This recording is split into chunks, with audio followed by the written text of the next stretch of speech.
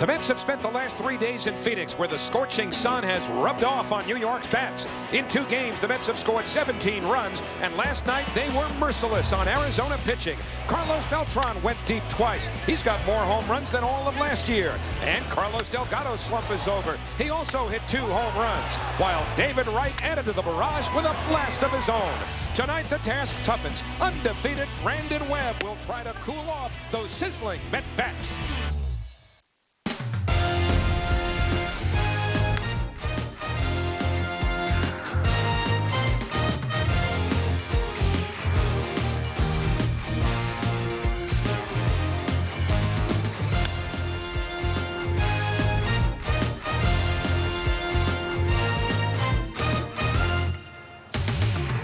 The Mets have really rocked the desert since showing up in Phoenix a couple of nights ago. They're on the kind of offensive barrage that they haven't enjoyed since the last time they were in Phoenix last year.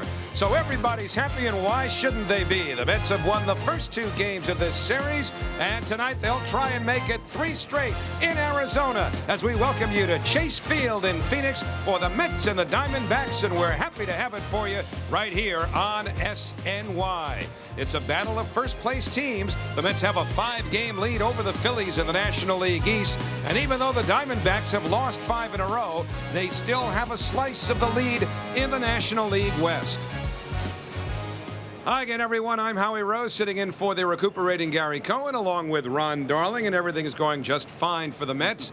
They have scored 35 runs in the first 5 games of this 10-game road trip, and all along the Mets have been saying if these bats can work in concert rather than a couple of hot guys here and a couple of hot guys there, you'll really see something, and that's what we're starting to see. You know, they're doing it without Cliff Floyd, who's been out with the bad ankle. Xavier Nady's been out, but Lastings Milledge and Andy Chavez have come in and done a great job. But this lineup is starting to click. One of the keys in the 44 innings played so far on this trip, 11 of those innings they've been able to produce a crooked number, and those crooked numbers are the ones you need to score big, and they've been doing it so far. Now, that's great for the Mets, but tonight will be a much different task than what they've seen most of the last little while. That's because they face 8-game winner, unbeaten Brandon Webb, who also leads the National League in earned run average. Well, Brandon Webb is one of those pitchers that is in his prime. He's just getting better and better. 2 years ago, he led Major League Baseball with 119 walks. Last year, 59.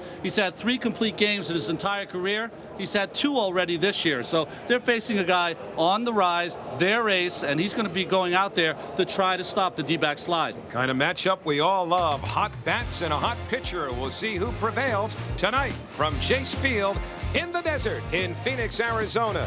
The Mets have a newcomer, Eli Marrero. Chris Cotter chats with him next.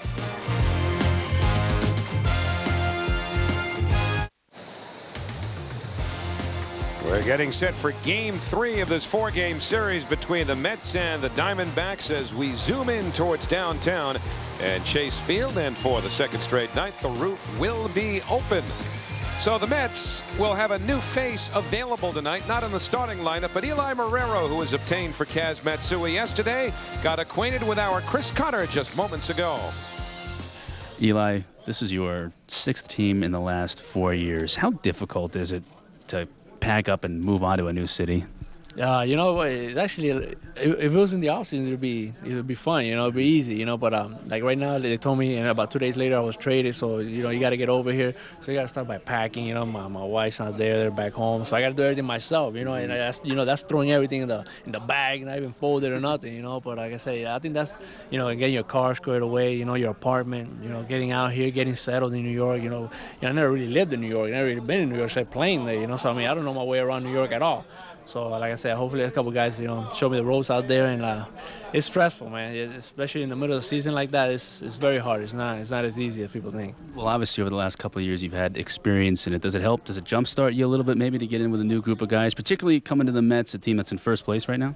Yeah. You know, like I said, it's a big motivation. You know, you come with the Mets. You know, it's a big organization, big club. And like I say, you know, a good bunch of guys out here. I heard. You know, so like I said, they're in first place. You know, they're battling. You know, trying to get to the postseason. You know, and whatever piece I can put in to help a team win every day, that's what it's all about, and that's what I'm gonna try to do. Whether, you know, coming off the bench, you know, pinch running, whatever it is. You know, so that's what I'm there to do, and do the best I can.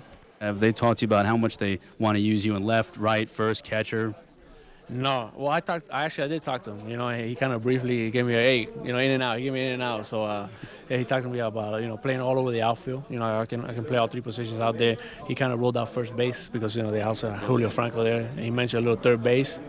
You know, but you know, I guess I gotta go take some ground balls at third base right now. You know, but like I said, you know, and catching also. You know, he didn't really sound too aggressive on the catching part, you know. But I told him I'll go on the bullpen, get some bullpen action out there, get some work in, and be ready. You know, he said for emergency maybe. So like I said, it gives him an option. You know, he double switch early in the game, or if something happens, he's got an extra catcher. You know, he can't just not like, you know, he just throw somebody out and they don't know what's gonna happen. You know, at least, you know, I have a pretty good idea of what I'm doing back there. So it kind of helps out a little bit. Thanks, Eli. All right, buddy. Thank you. He seems like a lively enough chap. 32-year-old Eli Marrero, and the Mets well represented here at Chase Field again. Plenty of Mets fans in Phoenix. We'll have the first pitch coming up right after this.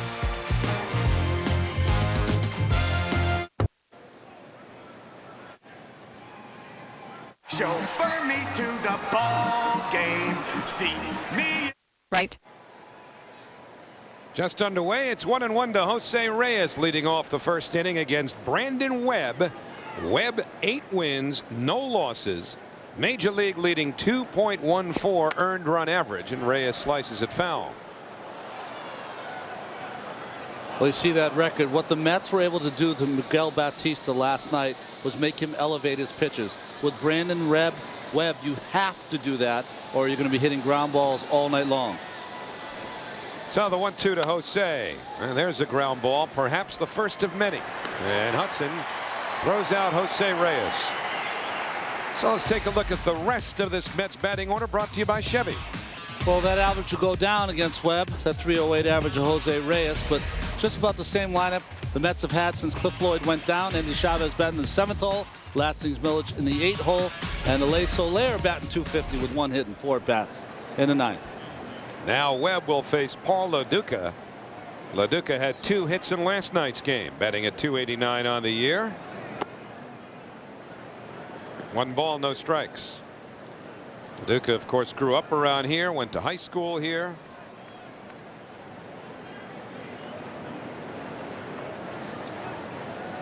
And Webb delivers. Taken for a strike, 1-1. Jim Reynolds is calling the balls and strikes tonight. The crew chief Tim Welke is at first base. Kerwin Danley the umpire at second, and Gary Cedarstrom is the umpire at third.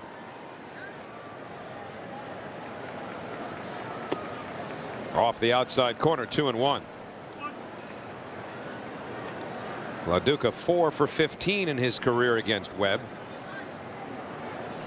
Brandon Webb now 27 years of age. He's from Kentucky. And the fastball outside, ball 3. Recently pitched in front of a slew of friends and family when the Diamondbacks were in Cincinnati to face the Reds. Now it's 3 starts ago, and all he did was pitch a complete game shutout. The second of consecutive complete game shutouts. That's a fair ball. Tough throw for Tracy, and it gets away. So LaDuca's on his way at least to second, and he'll stay there as Hudson plays it back in. And that should be 1-1. A hit and an error on Tracy. It should be 1-1, but LaDuca hits this ball on the ground again, the second ground ball. But I think what happens here, once Tracy makes that throw, Connor Jackson has no chance of that play. That was way off the bag. If you're a first baseman, come off the bag, field it, keep it in front of you. There's no play on that. He's trying to reach and stretch to make a play. There is no play. So the Mets, who have made a habit of scoring early, have a runner in scoring position for Beltran, and we know how hot he's been. Beltran 11 for his last 21 with 3 home runs. Those 3 home runs coming in the last 2 nights. 2 in last night's game. And that's ripped down the right field line, and this ball is off the base of the wall. That'll get LaDuca home. Beltran stands at second with a double, and the Mets have the early lead again. And who gives it to him but as hot a hitter as there is in baseball, Carlos Beltran. Well, you know, a hitter is hot, sorry, when this is not the pitcher's fault. That's a good pitch down in the strike zone, almost golfs it, almost got it out of here as it hit right down on the foul pole. But Duca scores easily for the first Mets run.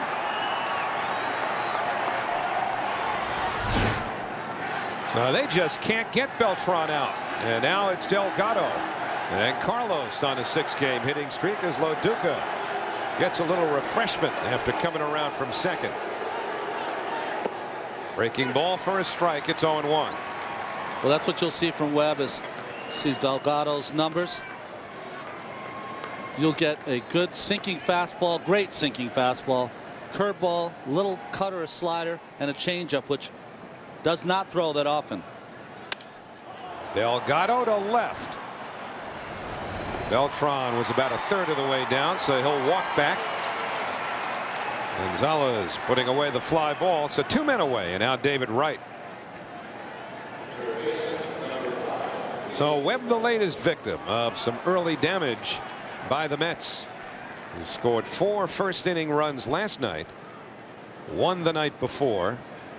And you see the total, including this first inning on this road trip. Well, the first game, Howie, they scored 3 in Los Angeles. 2 nights later, Wednesday, they scored 4 more.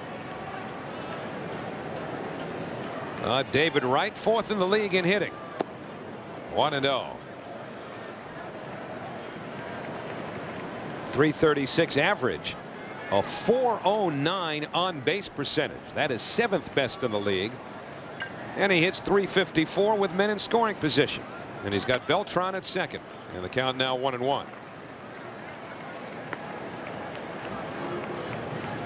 Here's a look at the Diamondbacks defensively, brought to you by Ford. Says Orlando Hudson had started 17 double plays. 77 double plays do the D-backs have. Estrada behind the plate tonight after Chris Snyder's big night. Beltran is running, and a called strike to right with no throw by Estrada. So the count to David 1-2, but Beltran, who figured Webb wasn't paying much attention, so he might as well take it, steals third, which is always a bit of a risk with 2 out. It's a risk, but Beltran's usually smart enough to do that, to take that when they give it to him. And you see that no throw from Estrada, so if they're going to give it to you, take it, especially Webb just bounced a curveball. That could have got by, could have been another Met run. Now the Mets have already done more with Webb in the first inning tonight than they did all of the game at Shea Stadium last Wednesday when he shut them out through 7. Wright goes up the middle, and it's 2-0 New York. David Wright with his 43rd RBI. So even when Webb gets ground balls in a couple of cases, they've produced hits. And that's the way things have gone for this club lately, and for Bob Melvin's as well. Well, watch this pitch. Where's that pitch? It's upstairs. That's what you have to do against Brandon Webb. If he's down in the strike zone, usually you will not be able to hit it as hard. Up in the strike zone, you can.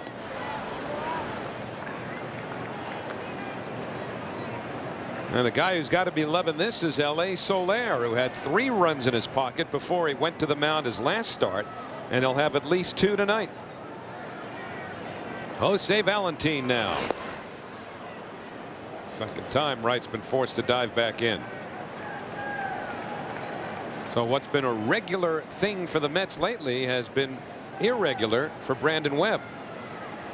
Well, you and I both say, as we see Alay Soler, that we thought in LA that really settled him down getting those early runs.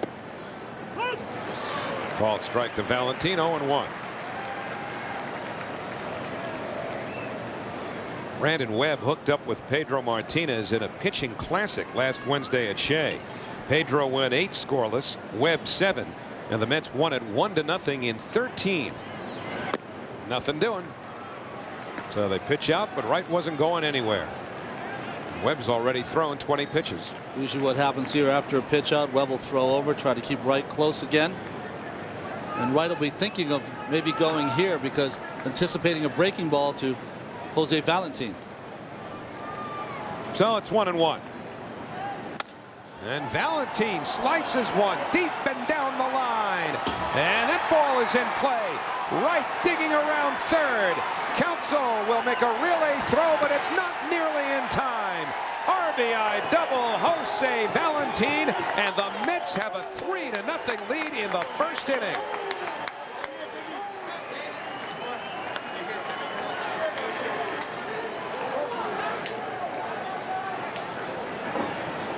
Well, you can see it in the Diamondbacks' face. They look shell-shocked as Jose Valentin takes this good sinker away from Webb again up in the strike zone, is able to not really drive it that way, but just hit it where it was pitched. And David Wright did a great job of getting a great jump, cutting the bases closely, and getting it quickly with that slide.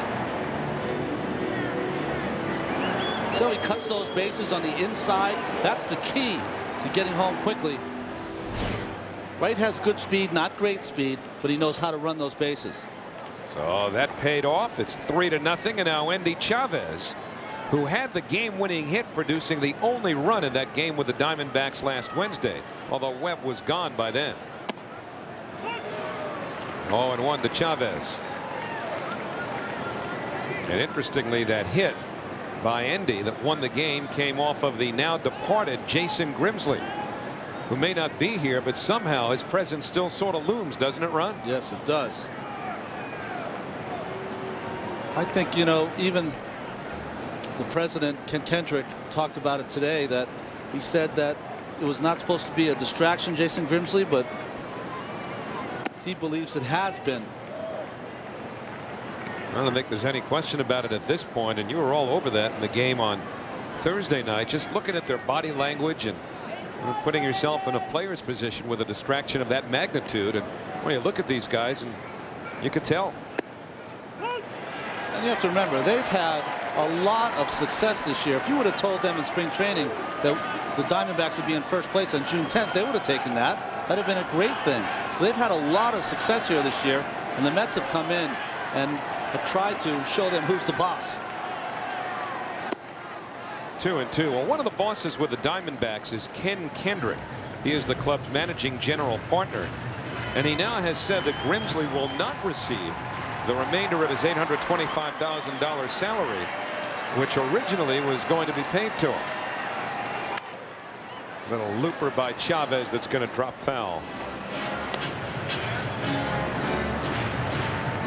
And this is Kendrick talking about Jason Grimsley, and you know, Grimsley was apologetic, saying he didn't want to be a distraction, and you know, Kendrick has been rather forceful, as you see there, coming out and saying, well, in effect, you should have thought about that earlier.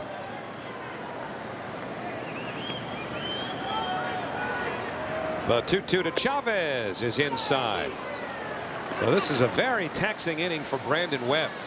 It'll take at least 28 pitches for him to get out of it. And this is a guy in his 2 complete games through 101 pitches and 106 pitches. He's very economical with his pitching usually. Payoff pitch. And it'll take at least one more. And all these pitches really start to take a toll on a pitcher, if not right away, then later on, and you get into the 4th and 5th innings, and you know, the Diamondbacks have been using their bullpen rather liberally this week. Remember, they were swept at home 3 games by the Phillies before the Mets came in. And the breaking ball. Burns misplays it and recovers. Oh boy. With Chavez's speed, that had inside the park written all over it with all that real estate out there, but Solaire is happy enough because he'll go to work with runs produced by Beltran and Wright, and then Valentin. 3 for the Mets, and the Diamondbacks are coming up.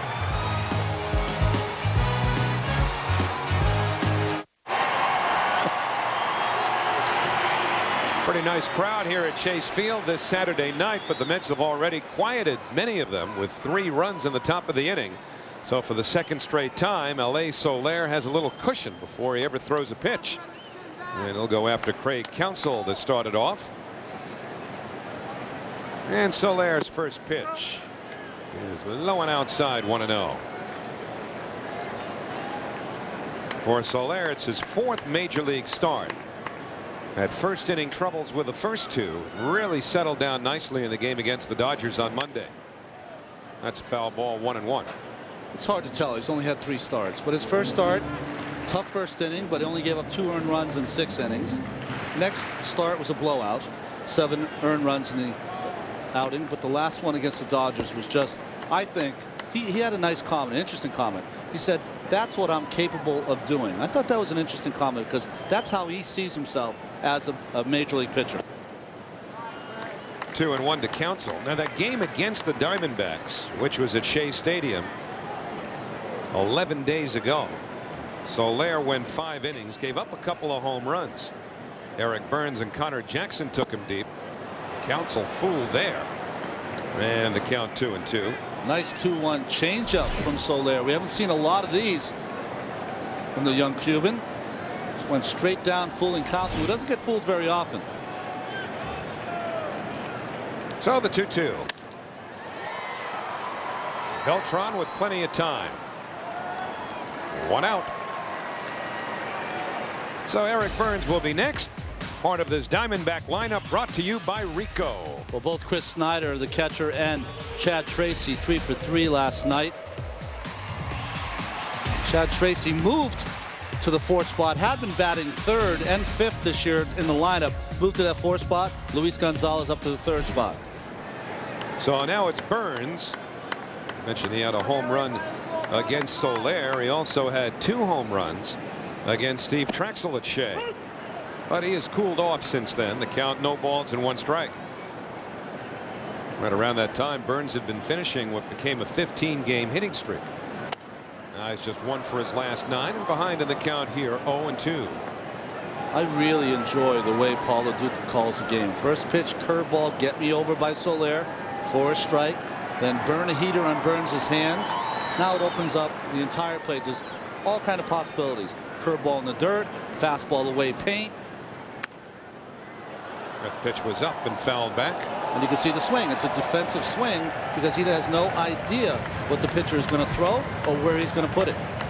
What did you like specifically about Solaire's assortment in the game against the Dodgers that was an improvement over the first 2? We'll watch his good curveball. See if he can get it away off the plate. He did. And it produces a check swing and an easy out. 2 away. Lo Duca wants that curveball down and away. What does Solaire do? Just places it there, play and catch. Nothing Burns can do with that pitch. Tried to check his swing, but made contact. What I liked about Solaire's stuff, as we see the defense, the Geico Mets defense for the Mets, Lo Duca behind the plate, Millage playing a great left field, Chavez with 6 assists, and Valentin, except for that 1 game in Los Angeles, has been very rock solid at second base now that he has the job full time.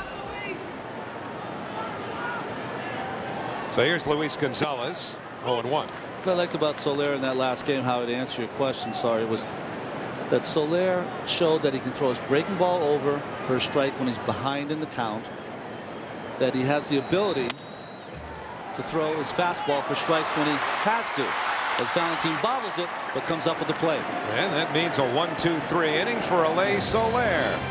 1 in the books, 3-0 New York.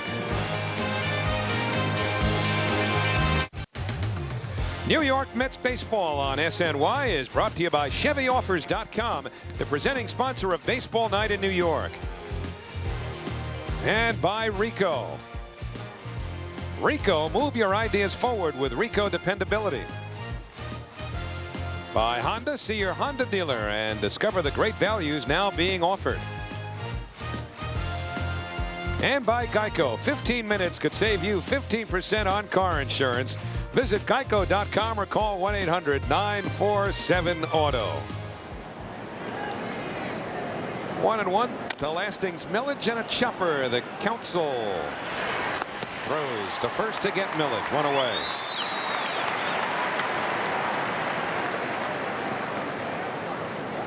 So that'll bring up Alay Soler.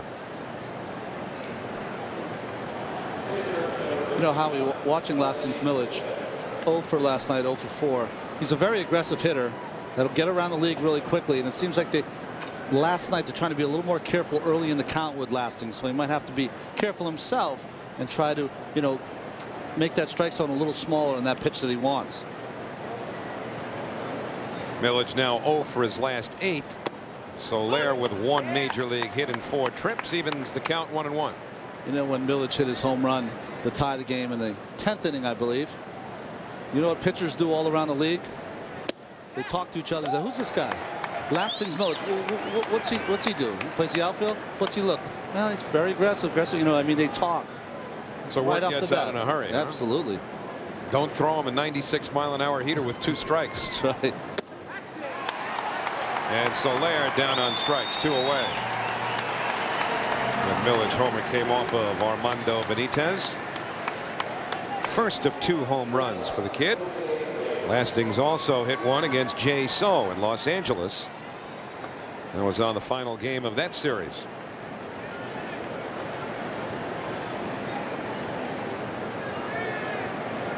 And now Reyes.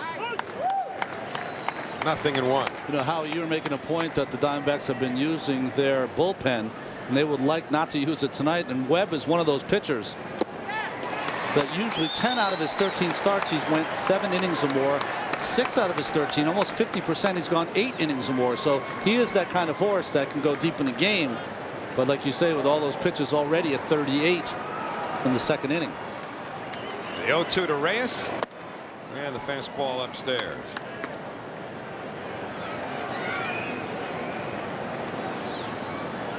Well, he has this consecutive streak because Tom Glavine's ended in Los Angeles. Tommy had 27 consecutive stopped in Dodger Stadium. And Reyes gone. So strong inning for Webb. 2 strikeouts. Mets go in order.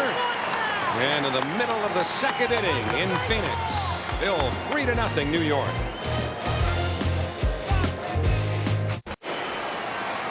Well, you gotta love it when they're in line with a marketing campaign, and that person is a little bit early, of course, but the Mets a first-place ball club with a 5-game lead over the Philadelphia Phillies, who won their game today in Washington. Here's Chad Tracy, and he takes outside from Alay Soler as we start the home 2nd.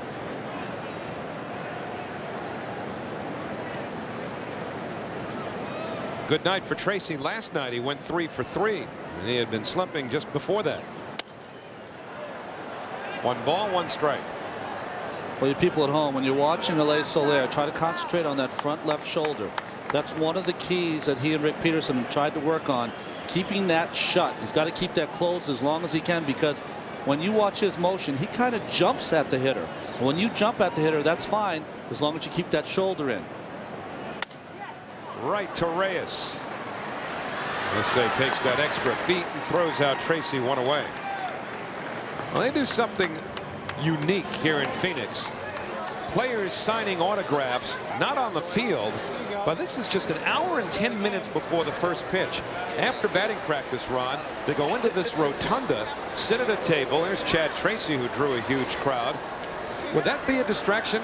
I can only imagine the 86 bunch being told to do that an hour and change before the first pitch. Come on, Howie. Don't talk the 86 bunch, and they certainly wouldn't have went out there. Oh, no. Certainly what? No, it's different. With a large market club, it's very hard to do those kind of things because you have 45,000 people in the stands. They have 23 or 25 tonight. They're trying to get to the point where they have 35 and 40,000 people. How do you do that? You make your players more accessible to the fans. You'll see this in Oakland. You'll see it in Cincinnati. You'll see it in smaller market teams. Pittsburgh, they have to do these kind of things to make the fans want to come out more, and that's what they'll do. But well, let me ask you this then. Would it be a distraction of sorts that close to the first pitch for players to be doing that? We all understand the marketing benefits, but does it work on your head a little bit? Well, I understand. Well, I would take it this way. If you were a player who wasn't playing, I think that would make sense to do it. I think if you were a pitcher, a relief pitcher, not the starting pitcher, of course, but any of the pitchers and the other starters, yeah, I think it's great. I think they should do that. But it was pretty interesting to see Chad Tracy, one of the starters in the game, an hour before the game, signing autographs. Is it commendable? Unbelievable. But usually you're preparing for the game at that time. But it is great for the fans. Great. And that's what they're trying to do here in Phoenix, where this fast start this year, it's caught a few people off guard. The fans have been a little slower to come back than management would have hoped. And Solaire issues a 1-out walk to Connor Jackson. Well, we just got Chris Cotter off of his personal autograph line, and he's standing by with a report now. Chris, how'd it go? Hey, guys, you know what? I signed 1 or 2 autographs. The line wasn't quite as long. Now, with these guys, it's not just 1 or 2 players. You know, it's every Tuesday and Saturday throughout the course of the year that they're at home, and it's 10 players for each game. So, I mean, these guys really get used to it. Before the season's over, they're going to sign numerous autographs. That's great. Certainly great for the fans. Sean Green And a breaking ball, 0-1. We saw those Gonzo boxes. Obviously, it's Gonzo bobblehead night tonight. Luis Gonzalez. Wonder if Carter's managed to sign a few of those too. Oh, the figurines, I've been told, not bobbleheads. Yeah, that's the next generation. Breaking ball in the dirt. LaDuca with a nice play. Sean Green, 3 for his last 19. He's been slumping. Well, good block by DeLuca. See how he gets his body in front? He does catch it with his glove, but even if it misses his glove, it would have hit him in the body and stayed in front. Pretty good lead now for Jackson, and that is a foul ball. So Connor Jackson will retreat to first. Sean Green's tied for 7th in the National League with a .324 average, but boy, that power is way down. He's not used to. You would think of him as being one of the elite. I mean, if he was struggling, he'd have 10 or 12 home runs by now. So it's 1-2. You know, Hollywood, I've noticed in front of home plate, very hard. You've seen a lot of ground balls. The one off Green's bat hopped over the head of Delgado. Usually when your pitcher is a sinker ball pitcher like Webb, they try to keep that a little softer. 2-2. But you know, when you're got the roof open, it's 110 degrees and it's baking all day. Pretty hard for the grounds crew to keep it nice and soft. They've experimented with different grass surfaces too, and it's a lot better than it was when this place opened. Delgado to second one. Reyes bobbled the transfer, and so Jackson is out at second base. Crowd doesn't realize that Reyes's bobble came after he completed the force out of Jackson. So 2 away. Well, nice play by Delgado. He gets rid of it, makes a nice throw. And it just brought Reyes a little to his right, a little off the bag. And I think he also sensed he had to be very quick to try to make this double play return. Sean Green still runs pretty well. So 2 out. And Johnny Estrada, the switch hitting catcher who simply had last night off. 0-1.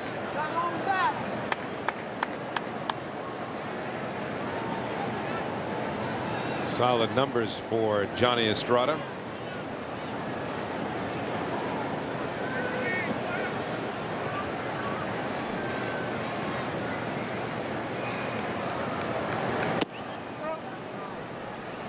One and one. Grass looks a little high up near the line there, doesn't it? Well, it's like a putting green though compared to Wrigley Field. Just that one little area though, right by the edge of the grass. It's up a little higher than the rest. The thing that looks nice, like the old parks, is the alleyway between home plate and the pitcher's mound. That looks nice. It's like the old days. I don't know if I would like it so much as a pitcher. You feel like it could catch an edge and maybe take an awkward bounce, but it looks nice in the field. That's the way most fields were back in the 20s and 30s. I believe they also have that at Comerica Park where the Tigers play in Detroit. Which is interesting because they didn't have it at Tiger Stadium. It's a 2-1 to Estrada. Valentin, nice play, side retired. Good range to his right by an inexperienced second baseman, Jose Valentin. Just a walk, nothing else. Solid defense by the Mets, supplementing a good first inning. New Yorkers love a good debate, and Daily News Live is the place to find one. Gather around the table for fast-paced New York sports talk. Daily News Live, weekdays at 5 p.m. on Sportsnet New York. Let's go to the third. It's 3-0 Mets. LaDuca with it infield hit his first time. Takes a strike from Brandon Webb.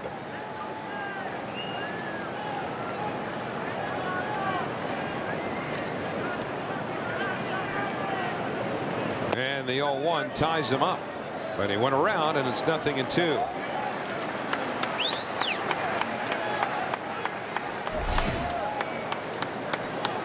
Well, what Webb has is he has late movement. Did you see that ball? it starts out very straight, and then about halfway to the plate, it starts breaking down and in to the right-hander. It's not that his ball sinks as much, it's that it's late sink. Now the 0-2. So 1 ball, 2 strikes, and Webb on average is going to get a ton of ground balls.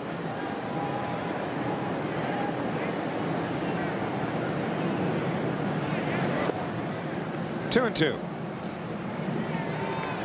The play, by the way, on Loduca, which was a Brandon Webb induced ground ball in the first inning, was scored an error all the way, as opposed to a signal and an error, which I found surprising. I find it's surprising. Bad is a good. Bad call is good too. Loduca down on strikes. That's now 3 straight strikeouts for Webb. 1 away. Well, this is a breaking pitch from Brandon Webb, working inside, inside, inside, and then he goes with that breaking ball away. So Webb now will face Carlos Beltran, as hot a hitter as there probably is in all of baseball now. 1 ball and no strikes. Beltran doubled in a run in the first inning. That got Loduca home from second. And that's foul. Carlos is flirting with 300 now. A base hit here would just about get him there. His average is at 298. Well, he's just red hot, and Webb is trying to come after him with that good sinker. And you know, Webb's sinker, as we see the pitch to Beltran, you just don't want to miss a pitch to Beltran anymore the way he's going.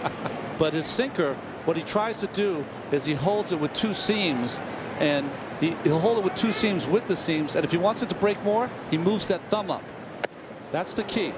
So if you hold it down here, that'll be a regular sink you want to throw for a strike. You want it to move more? Move that thumb up a little bit, and that'll make it really dive and sink. Now, where does the sink come from? The position of the fingers on the seam? Well, no, you want them in between the seams. You don't want to catch any seam. If you catch a seam, that'll make it straight.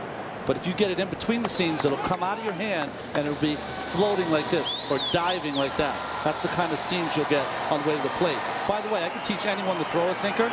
Can't teach anyone to throw his sinker. Yeah, that's how good it is. It's a natural thing.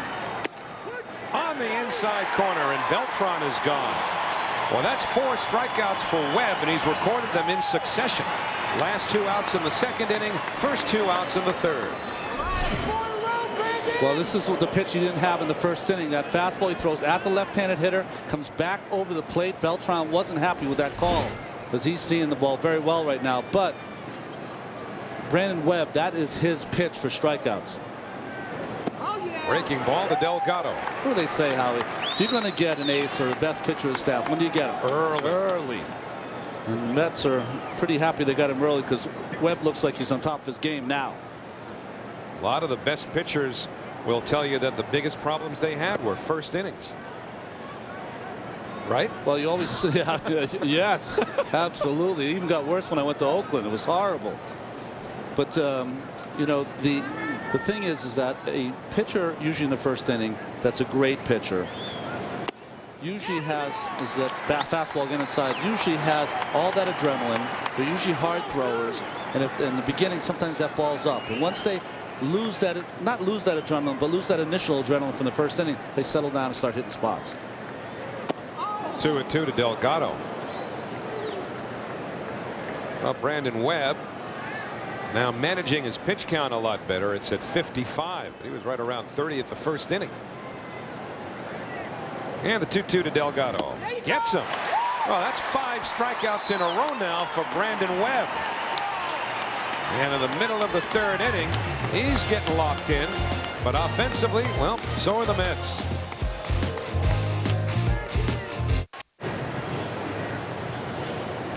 Scout night here in Phoenix as we head to the bottom of the third inning. Those scouts, the others, have put away their books for a little while with the draft having been completed. Quite a few years before that fella's draft eligible. There.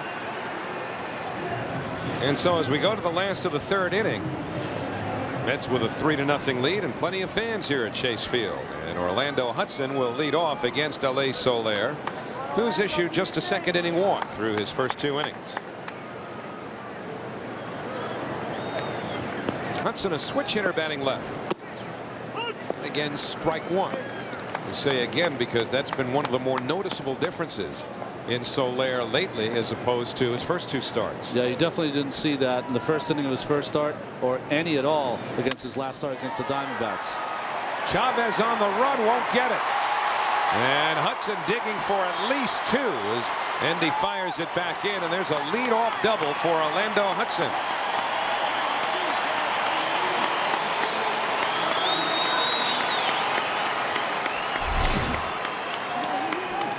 Well, the breaking ball, but it kind of just hung there on the outside part. Good hitting by Hudson. Endy Chavez does a nice job here. You know what he does? He gets to the balls. You see Hudson burning out of the box because he was thinking 3 bases. But Chavez did a nice job of just getting to it and firing it in. And sometimes you get it in quickly, it stops the runner. So what? Sorry, Ron. No, even if it's not a perfect throw. So Webb looking to bunt the runner up here. 0-1. Boy, Willie was raving about Endy Chavez before the game. Offensively, because of some adjustments he's made, shortening his swing with 2 strikes, but also the way he plays defense at all 3 outfield positions. 0-2.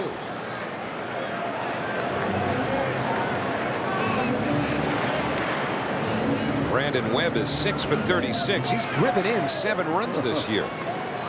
So wouldn't be surprising to see the bunt taken off here on 0-2. Although he squares.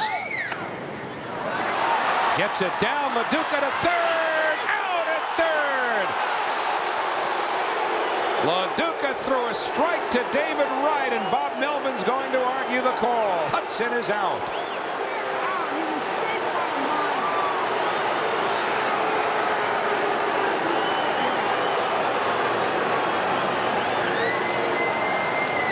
That's Gary Cederstrom, the third base umpire, and he's not budging. A little bit of a sardonic smile from Cederstrom, huh? Really was. Orlando Hudson thought he was in there, young player. He's not going to say anything, but Melvin came out. This ball, another curveball, just spun it right in front of the plate. LaDuca, who we've seen in the past, pounces on it. It looked like Hudson was going to be safe because where the throw was on the foul part of the bag, but right with a quick tag. Nice play there by LaDuca, and it's 1-0 to Craig Counsell. So 2-5 on the put out of Hudson at third. Boy, LaDuca does so many things well. Yeah, the more we watch him, the more we realize numbers are virtually irrelevant. 1 ball and 1 strike. By the naked eye, I thought Hudson had beat it because the throw was on the foul part of the side, and he might have beat it. You know, in these kind of games, the Mets have gotten a lot of the breaks. They've made a lot of breaks for themselves, but Hudson looked like he got his hand in there. And the Diamondbacks team that has lost 5 in a row are feeling as though they're not getting any breaks. Well, last night, 4 runs down, Hudson led off with a single and was picked off. Broken bat flare. It's going to be tough if it's fair, but it's a foul ball. Still 1-2 to Counsell.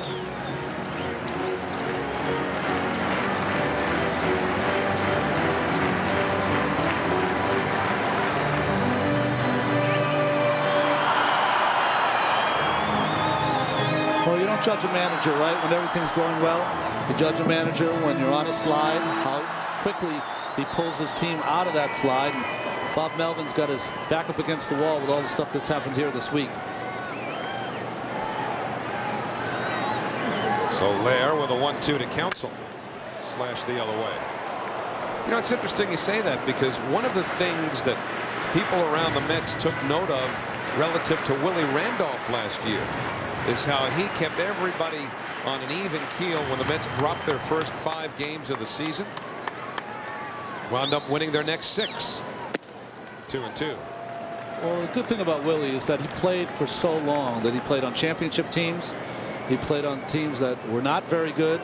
So I think he's experienced a lot of those different kind of ebbs and flows that happen over a 162 game schedule. I also think it's part of his personality.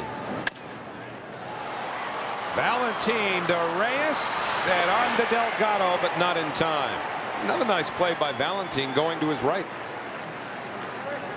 Saw 2 away. Well, Well, Solaire almost comes up with this. Just gets over his glove, but nice play by Valentin. And he did a good job. It would have been easier maybe to flip it with a glove to try to get a double play, but in this instance, you're ahead 3-0, get an out. It's kind of that even keel we were talking about. So now it's Eric Burns. I think that's Willie's personality. What I mean by that is I think his consistent kind of personality is what made him what he was. I mean, when you think of Willie as a baseball player, what do you think about him? Mr. Consistency. Guy who's going to do all the little things to win. You know, he's going to take a pitch when he has to. He's going to hit the ball the other way when he had to. Occasionally, he would try to hit an extra base hit when the time called for it. So, you know, that's the kind of player he was. I played against him. Just a very difficult person to play against. Just steady Eddie. Close play at first. And Counsell back. Now, Willie was a winner from the moment he came to the big leagues. First Yankee team in '76, won a pennant. 2 more, including World Series wins each of the next 2 years. So all he's known since he was a baby is winning. Remember, he came out of the Pittsburgh Pirates organization when they had terrific teams in the early '70s. He has really been able to impart a businesslike winning persona on this organization. Counsell running, LaDuca throwing, and it's a stolen base for Craig Counsell. Well, I'll tell you right now, Craig Counsell has Alay Soler measured, because there's something in Solaire, and we talked about it before. He tries to stay really closed, but by staying really close, that's good for pitching. But it's not great for keeping people on base, because as soon as that front shoulder moves at all, the base runner can go. Counsell saw that, and he had a running start. So now 2-0, and Burns takes the fastball for a strike. See this front shoulder close? He's so close that he can get a running start. He can have a good move over there, but as soon as that shoulder moves at all, dips down, he can just start running. 2-1 to Burns off the outside corner. Diamondbacks have been struggling lately. These are spots where they've had some success, though. Just what they're in now. 2 outs and a man in scoring position. You're winning by 3, though. You have a base open. You have to go after Burns. Make him hit it. And he does. He pops it up. Is there room for LaDuca? Nope. So it's full count. You know, it's all well and good. We talk about it all the time about, you know, getting to the next hitter or this or that. You also have to pitch knowing what the scoreboard reads. And it's, you have a 3-run lead.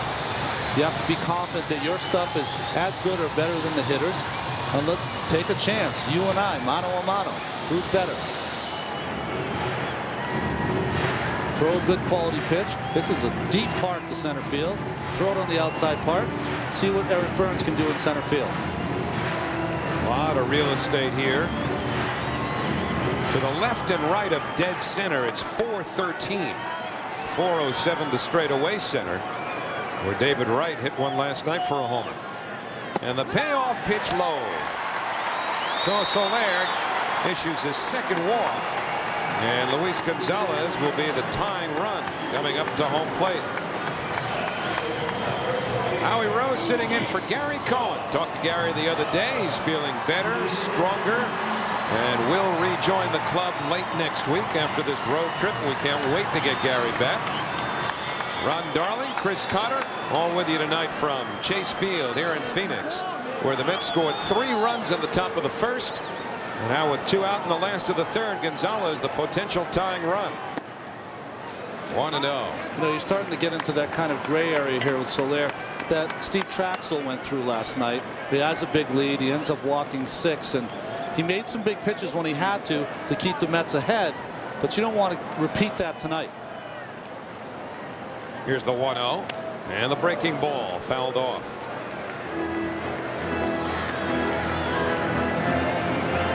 Gonzalez just 2 for his last 16.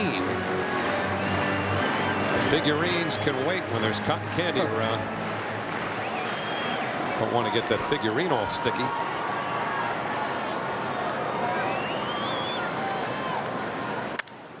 Rip to Valentin, and that retires the side.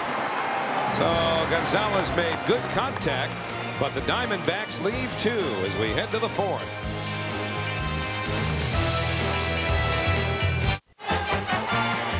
Take the train to the game. The Long Island Railroad and the Mets are offering LIRR riders a $10 ticket discount for select games throughout the season. Visit Mets.com for details. Not exactly a train ride from New York to Phoenix. But I'll tell you what, we saw a train. There are tracks right outside the ballpark here. There was a train that must have had 67 cars passing by before. 1-0 to David Wright starting the 4th inning. Well, you saw that father has not been able to convert his son, I believe. His son's a Diamondback fan. He a Met fan. Wright shoots it to right field. And Sean Green grabs it. 1 away. So that ends a 5-batter strikeout streak for Brandon Webb. But he has now retired 8 in a row. And Jose Valentin will be next. Jose keeps on hitting. Batting average near 300 now after that RBI double in the first. 0-1. Well, you have to remember also, Howie, last year was hurt almost the entire season. And sometimes that can work really 2 ways. As he hits one off the end of the bat, Gonzalez went back but makes the play. 2 outs now for the Mets. You can work it 2 ways. One, can signal that he's going to have a rash of injuries and it might be the end of his career. But maybe it lengthens your career sometimes because he's had a whole year to rehab. He's had a whole year to get stronger. And maybe the reason he had such a slow start in spring training and early in the season is because of those missed at-bats last year. Willie was dying to find ways to get him in earlier this year, just even as a pinch hitter. 1 ball, no strikes to Chavez. In fact, there was even a double switch that Willie made in a game that was, out of hand one way or the other. And he took out 1-0 to Chavez. Bounce foul up the first base side. He took out 2 players, and instead of inserting them straight up when he made the changes, he put Valentin 1 notch higher in the batting order just to make sure that he at least got 1 plate appearance. He doesn't have to worry about that now because he's playing every day. So answer this question. Was he trying to get him at bats because he wanted to get him off the schneid and get him going, or was he getting him at bats because he wanted to see if he could still play? Probably a little of both. I think so. I think so. Certainly wanted to try to get him off the schneid. Chavez with a ground ball single. So Andy's 1 for 2, and we'll see if he's running here. Lastings Millage the batter. And we're at a situation like this, Ron, in the first inning last night where Chavez was at first and Millage was in the batter's box, and Chavez took off for second, and he had a great jump, and the pitch was not a strike, and Millage swung the bat anyway and fouled it off, and we wondered if that was a bit of an adjustment Millage needed to make hitting 8th, and Willie talked to him a little bit about it after the game. Yeah, because it was the first pitch, in fact, that he swung at, and I think that's really important that Millage understands what Chavez can do for him if he steals second base. Will Webb be careful with him if he steals second with first base open? Of course, but it's always good. The worst thing that can happen is that Solaire comes to the plate and you clear the pitcher. That's the worst thing that can happen. That's a good thing. So it's 1-1 to Millage. The best thing that can happen is Chavez steals the base and Millage has an RBI opportunity. He's always been a top or middle of the order hitter, so hitting down here is an adjustment. As if he's not going through enough adjustments now, huh? I think you're right, Howie. Hitting 8th is a difficult place to hit. When you're 3-2 or 3-1 count, you're opt to see a breaking ball more than a fastball. Millage lays off the breaking ball, but not according to first base ump Tim Welke. Millage doesn't agree, but now he's behind 1-2. Well, good breaking ball by Webb. Who knows if he went, because it doesn't matter. Tim Welke said he did. Best thing for Lastings Millage to do after that call, get right back in the box. Don't say a thing. Be ready to hit. Because if you give any kind of eyeball into the first base umpire, especially Tim Welke, that lasts with him. Yeah, and Welke's going to be working home plate tomorrow also. Put that in the bank. Memory bank. Chavez running, Millage down on strikes, and that retires the side. 1 hit, 1 left, 6 strikeouts now in 4 innings for Webb, but the Mets with a 3-0 lead. Mets with 3 in the top of the first continue to lead. This is game 6 of a 10-game road trip. The Jeep upcoming schedule shows you 1 more here in Phoenix. That'll be on WB11 tomorrow, and then back on SNY for the entire series in Philadelphia Tuesday and Wednesday night, Thursday afternoon. Phillies won today, beating Washington, so the Met lead at this second is now 5. Atlanta won, so they move back in front of the Nationals in the National League East. Here's Chad Tracy. 1 ball, no strikes. You and I will have some help in Philadelphia.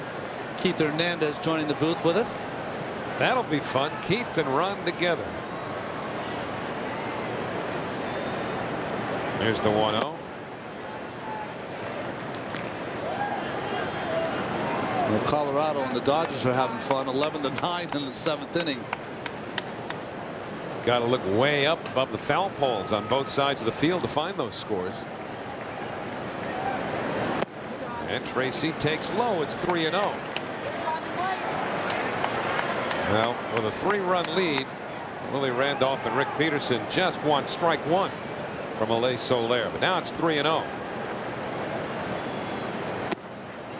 And on 4 pitches, he walks the leadoff man. Second straight inning, the leadoff man is reached. It's the 3rd walk given up by Solaire. Well, now the most advanced traffic information is just a click away with WB11.com's Commuter Cast. Get real-time traffic updates on your computer every weekday afternoon at 4. Log on to WB11.com for Commuter Cast. So here's Connor Jackson with a walk his first time. And the fastball 0-1. Jackson probably taking there. Yeah. As a 4-pitch walk got the inning started, even though this is a guy who took Solaire deep at Shea Stadium. This guy reminds me a bit, and hopefully he doesn't have the same success as Pat Burrell. Has that one kind of plain swing. If you hit it in that area, he is going to launch it. We'll see Burrell 3 games next week. They like to see him as infrequently as possible. Well, he's had a career already against the Mets. 30-some home runs, I think, already. 34. Here's the 1-1 outside, ball 2. So Alay Soler is no longer making a habit of pitching from ahead in the count.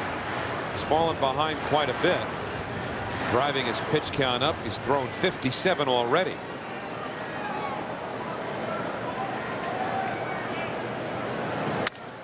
Broken bat. Reyes with right, and it's Reyes to make the play. And a big out for Solaire. Behind to a good hitter, but he broke his bat. So with 1 out, Sean Green coming up, and our buddy the Duck is coming from the heat. The Met record for most consecutive road wins against 1 team. Should you choose to accept it, that is your assignment. We'll have that answer for you shortly. Now here's Green. 0-1. Tell you what, the Mets have had a lot of fun in this ballpark. Wow. 64-18. That includes a 4-game sweep last year, and they've out-homered them by a 3-1 margin. 0-2 to Green.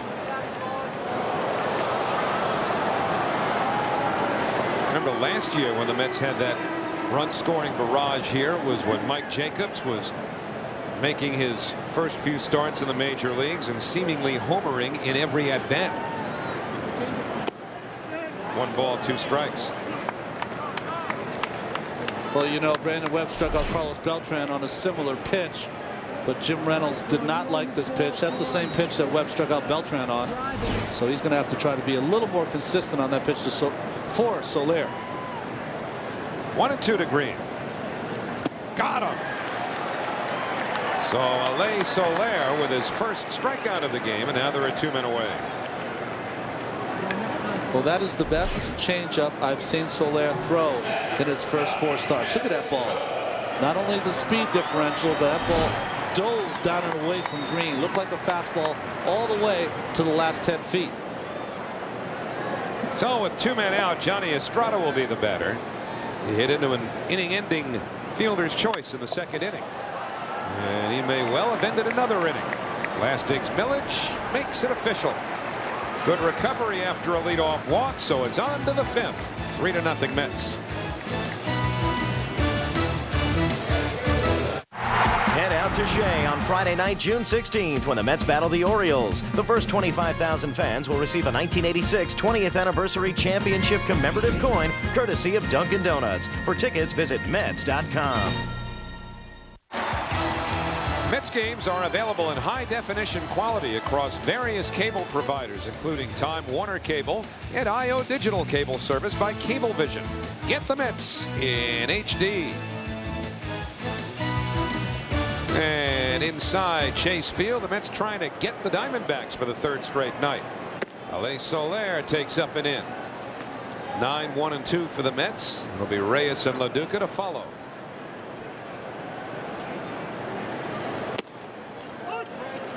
One and one. That was almost the Dae-Sung Koo approach. Solaire doesn't want any part of Webb. I'll tell you that right now. 1-2. Dae-Sung Koo last year, at his first time in a big league batter's box, he was pitching for the Mets last year, and when he came to bat, he was practically standing in the first base dugout. Here's the 1-2, and Solaire is gone. 7 strikeouts for Webb, 1 away. And then his next time rips a double off of Randy Johnson. And didn't he? What's the story? Did he score and he had his jacket on and he had some kind of weighted ball in there or something? He looked like he did. It was a mad dash to the plate. Jose Reyes, the batter, 1-0. And trying to piece the whole play together, but it was against the Yankees, of course. And Randy Johnson and Jorge Posada were not exactly on the same wavelength. 1-1. I think Posada said that Johnson was late covering home plate, if I'm putting all this together right. And there's been some continuing bad blood between those two. The Gold Glover, Orlando Hudson, tosses out Reyes for the 2nd out. Well, those of you who accepted the assignment, we now provide you the answer to the Aflac trivia question. Showed you how the Mets have dominated in this building lately. Is that the record? Road wins against one team? Nope. Well, you were in on it. It probably started with Ray Knight knocking out Eric Davis at 3rd base, and we never went on from there. One of the 11 brawls you guys had that year. Crazy. Spent a lot of time at the bottom of piles. I know that. 0-1 to LaDuca. Did you ever get the feeling like, oh, do I have to do this again? Oh no, I loved it. That was I mean, I pitch once every 5th day. There's 4 days. You're sitting there just, you know, going out of your mind. But you can get hurt. The most fun you're doing is spinning sunflower seeds. It was the best. And Mel was always right behind us. Mel Stottlemyre, you never wanted to fool with him in any of those fights. Craig Counsell throws out LaDuca. And that retires the Mets in the 5th inning. Although Ron seems much more calm and cool and relaxed up here.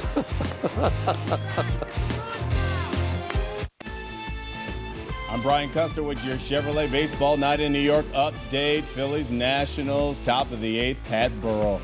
16th homer of the season, 2-run big fly. The Phillies took a 3-2 lead. They win it 6-2. Braves Astros, top of the 3rd, Edgar Renteria. His 3-run bomb, the difference in the game. 7th of the year, the Braves win 4-2. Now back out to Arizona and Howie and Ron. All right, we head to the last of the 5th inning. 3-0 New York. Alay Soler has allowed the leadoff man to reach each of the last 2 innings. And they'd love to get Hudson here because he's got 8, 9, and 1 to start the 5th. Do you get the same feeling I do, Howie, that Brandon Webb is not going to give up any more runs? He just seems like he's on top of his game. So it's up to Solaire to keep these D-backs off the frame. 0-2 to Hudson. Well, the Mets scored 3 runs on 3 hits in the first inning. But in the ensuing 4, they have had just 1 base runner, a 2-out single by Chavez in the 4th. So, yeah, Brandon Webb has settled in all right. And Hudson down on strikes. High fastball. And that's the 2nd strikeout for Solaire. Boy, I sure would like to see Solaire use this pitch much more. He spends a lot of time down in the strike zone with his breaking ball, his changeup, and his fastball. Occasionally, to change the eye level of the hitter would be very important for him. And now Webb, who tried to bunt his first time. 1-0 to Webb. With 2 strikes on Webb, he did bunt fair right in front of the plate. LaDuca pounced on it and threw out Orlando Hudson at 3rd. Some hang time here, so who's going to get it? Valentin. 2 away. 5 in a row now, retired by Solaire. Counsell will give Brandon Webb a chance to get back to the dugout. By the way, when I would pop out like that, and I did that many times in my career, to make the 2nd out, I would always try to get the hitter's attention and swing away. Like, do not take a fastball down the middle because I just popped up. I think that's silly baseball. 0-1. Well, that's interesting because we always assume you just want to give the pitcher a chance to catch his breath. And when I'm pitching, I always assume that too. So you throw the fastball right down the middle, which he did to Counsell. So I always want to tell my hitter, be ready for that fastball right down the middle. Valentin ready for this easy ground ball, and it's a 1-2-3 inning for Alay Soler. 1 hit through 5, and the Mets in front.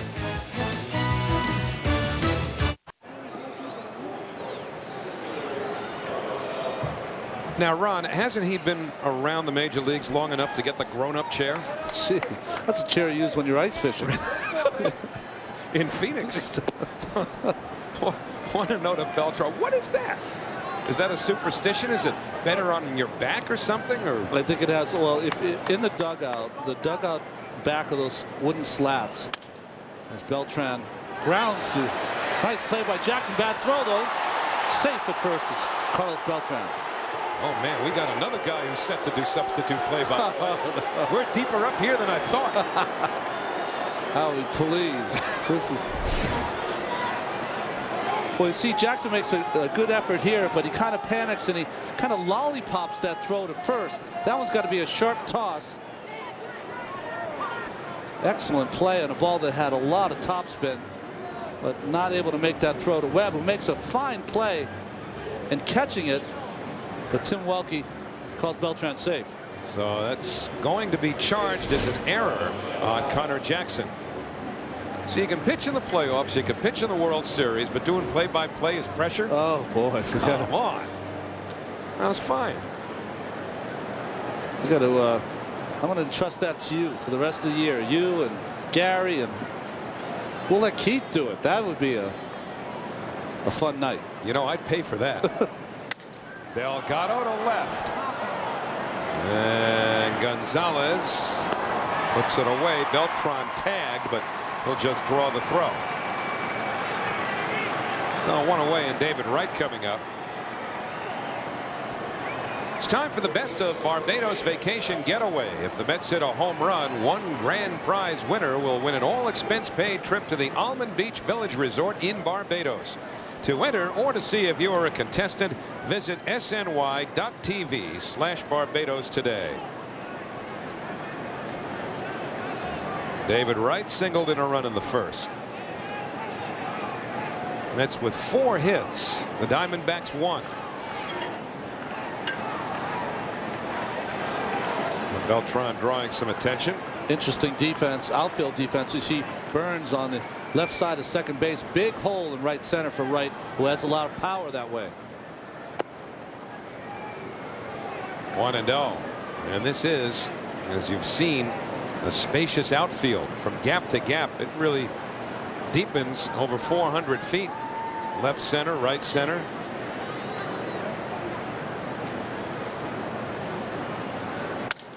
Double play ball. Counsell to Hudson and on to Jackson. And that retires the side. So no hits, an error, and nobody left. Brandon Webb got the ground ball that he wanted. Middle of the 6th, still 3-0 New York. This copyrighted telecast is presented by authority of Sterling Mets and may not be reproduced or retransmitted in any form, and the accounts and descriptions of this game may not be disseminated without the express written consent of Sterling Mets. Alay Soler starts the bottom of the 6th against Eric Burns, and the breaking ball misses 1-0. Burns, then Gonzalez and Tracy. Soler has allowed 1 hit through 5. Walked 3, struck out 2. Good eye, brother. 2-0 on Eric Burns.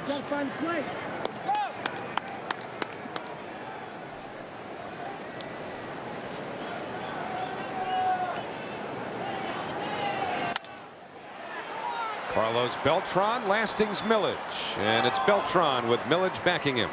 1 away. Let's find Chris Cotter. Hello, Chris. Hey guys, I'm out here in right center field just above the pool, but I wanted to talk a little about the mood of this Mets team during this road trip. You know, things have been going very well, and this team does a great job of compartmentalizing and forgetting about the bad games very quickly. But when things are going well, as they have been, guys will really be loose in the clubhouse. Think about it this morning, or this afternoon, I should say. Carlos Delgado really clowning around and wrestling with Jose Reyes. Now, we know Reyes has the bad wrist, and Willie came around the corner and pretty much scolded to Carlos Delgado and told him to leave him alone and don't hurt him. And then he stomped off around the corner. So, and Delgado, you know, being one of the veteran leaders on this team, still kind of got red-faced about it and laughed it off and kind of sheepishly went off to his own locker. Well, it didn't affect his defense on that play. Thanks, Chris. 2 out, nobody on. You know, I'm a little disappointed in Cotter because this is the 3rd game we've played here, and we have yet to see him diving around in that pool out there. Right? Maybe that's for tomorrow for the day game, you think? Yeah, day game. That's when you're at the pool anyways. Hope he packed some swim trunks. That is a different feature.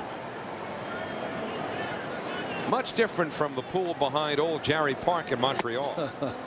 Chad Tracy takes outside.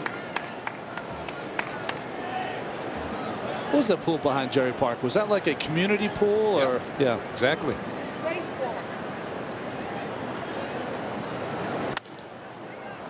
This should end the inning. Reyes calls off right. And a quick inning for Alay Soler. 6 of the books here in Phoenix. Still 3-0 Mets.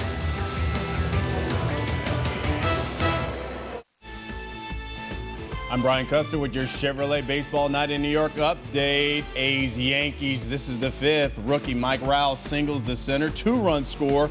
He had 3 hits yesterday. Another one today. The A's win 5-2. Now back to Howie and Ron in Arizona. All right, we head to the 7th inning, where the Mets still living off of those 3 first-inning runs. Alay Soler has certainly done his job, allowing 1 hit through 6, having retired 9 in a row. And now Valentin starts the 7th with ball 1. 6, 7, and 8 in the Mets batting order. Chavez and Millage to follow. Coming on Gonzalez, and he'll get to it. 1 away. Andy Chavez will be next, and he had the last hit off of Brandon Webb back in the 4th inning. Our Hyundai in-game box score shows you the Mets getting RBI hits from Beltran, Wright, and Valentin. And Solaire has made it stand.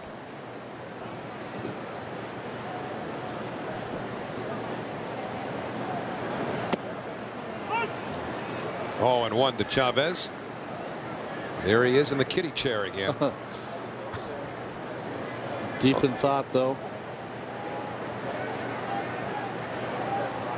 You know, we're talking about those wooden slats on the bench. They have a curve to them. Line by Chavez into the glove of Gonzo. 2 out. They have a kind of a curvature to them. and they wrap around a little bit. I was sitting on the bench the other day, and it's not that comfortable, to tell you the truth. So I can see why he would have the kiddie chair. I see Traxel sitting there. He's had back surgery, but he's not pitching tonight either. That's the first time I've seen Traxel all night, so he might not have been on the bench. Traxel and Pedro and Delgado. And Millage takes outside. 1 ball, no strikes. And Traxel, who had the win last night. All different places to sit here in Chase Field. Millage has a hit. And that snaps an 0 for 9 from Lasting's Millage. For the Mets, only their 5th hit of the game. And now Alay Soler. And Webb's not happy. He wanted to get Millage and make Solaire lead off, but no one in the major leagues has a better earned run average than Brandon Webb. Those are the National League leaders behind him, and none of the American League pitchers are near as good as the 2.14 of Brandon Webb. When you look at the American League pitching leaders, Jose Contreras of the White Sox is at 2.54, which you would figure in the American League with the DH. It's always about a half a run higher. Millage running. Well, he's in there, but again, do you really want to be doing that with a pitcher up and 2 out? Well, Brandon Webb, it's another one of those plays like Beltran stolen base at third. You just better be safe. And Brandon Webb, if he has anything that he doesn't do well, that's hold runners on because he's very slow to the plate. No chance for Millage. Of course, the way the game is played nowadays, we were talking to Rick Peterson about this whole complete game thing yesterday. You know, Solaire may only pitch the next inning anyway. And then they would have a pinch hitter to lead off in the 7th or the 8th. Doesn't matter now. Solaire is down on strikes. Mets have cleared the pitcher. 1 hit, 1 left. Time to stretch in Phoenix.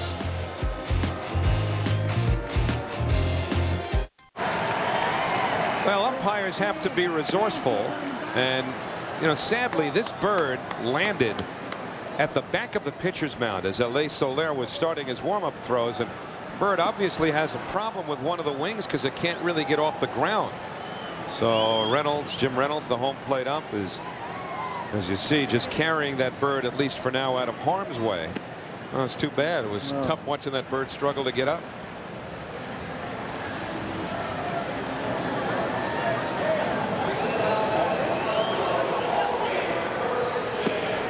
Who's going, Jim? Maybe a little Purell. Can he be excused to wash up? That's what he's thinking.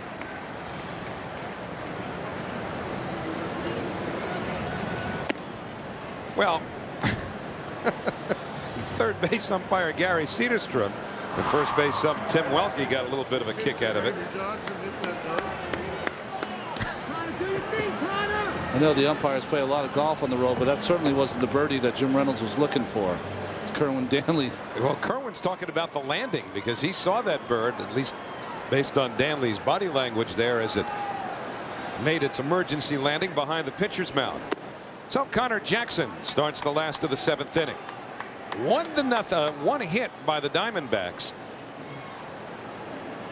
There you see Solaire not noticing what was going on behind him. Ripped. Millage. 1 out. That's got to be killing the Diamondbacks. They've hit some balls hard right into mitts. Well, the Toyota National League scoreboard shows you some of what we talked about earlier. The Cubs beating the Reds for the 2nd straight game. Braves over the Astros. Tim Hudson the winner there. Pirates behind Ian Snell shut out the Giants. Jeff Geary the winner for the Phillies over Levon Hernandez. Here's Sean Green. Brewers over the Cardinals. Colorado Rockies leading the Dodgers in the 9th. Florida and San Diego tied in the 5th. 1-1. You know, we saw Ian Snell pitch a fine game on a rainy night at Shea Stadium against the Mets. He's one of those young Pittsburgh pitchers that seems to be coming into his own with that 7-3 record now for a team that's not playing winning baseball. Yeah, it's been a real struggle in Pittsburgh. Nice play by Reyes, and he fires to get Green 2 away. So on rolls Alay Soler. He's thrown only 82 pitches. 2 out in the 7th inning. You know, if I was on the other side and I was the Diamondbacks, I'd be saying, you know, we might be in first place, but this Mets team is a first place team. Because watching them, not only the power, the speed, the defense, the pitching, the bullpen, I mean, all the way around. Outside to Johnny Estrada. And this is a decidedly different look, isn't it? Like I said, they've had a lot of great things happen so far this year. Tough week, and they'll bounce back. They got a lot of talented players, young and old, on their bench. Soler getting them to pound it into the ground, and Valentin throws out Estrada. That's 12 in a row now, retired by Alay Soler, and it's on to the 8th inning.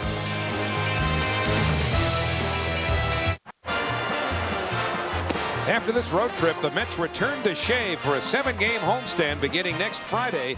The Baltimore Orioles come into town next week before the resurgent Cincinnati Reds visit Shea for 4 games beginning Monday, June 19th. So come out to Shea for some exciting Mets baseball. For tickets, call 718-507-TIXX.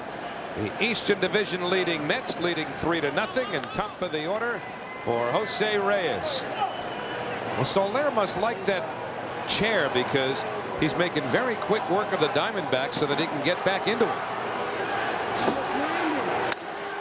To the right side and on through, and Reyes has a hit to start the 8th. Takes a huge turn, too. Just one more thing about well, he's going to give up some ground ball hits because the balls are going to be on the ground.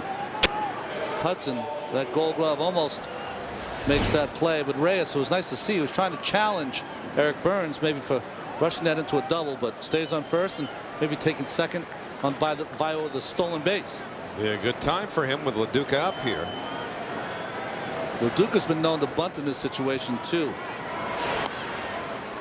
Late in the game, try to work for one, play for 1 run, try to get it to a 4-run difference. Willie's been known to do that, and LaDuca's an excellent bunter. Also excellent hit and run man. They choose to do that also.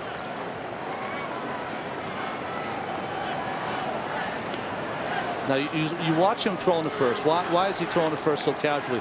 What he's trying to do is hold the ball long enough. What I'm saying about Webb, hold it long enough so maybe LaDuca will tip his hand and show that he might be bunting.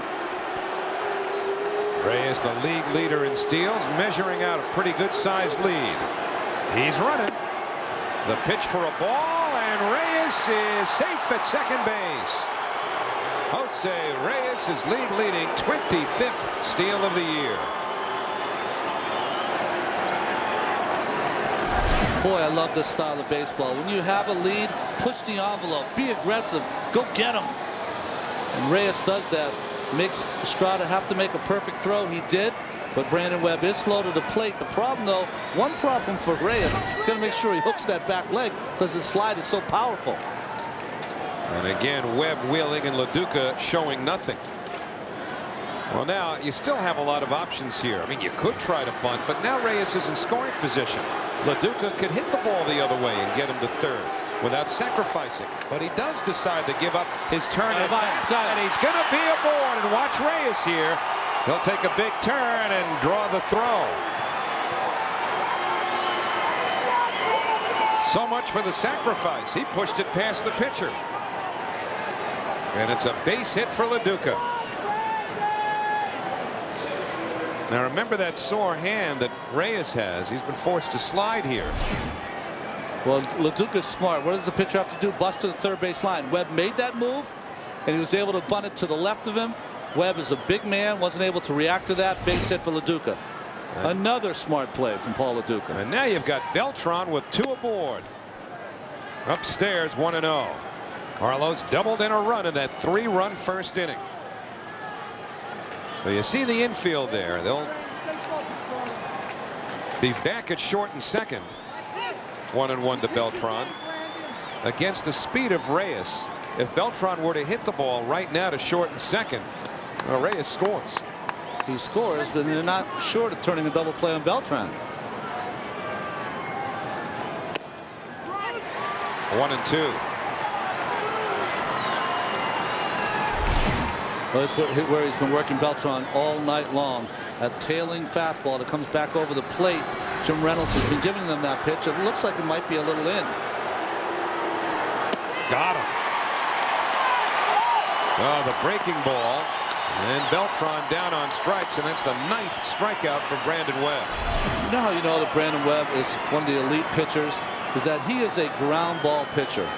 But when he needs a strikeout, he knows how to go get a strikeout, which he did with that great overhand curveball.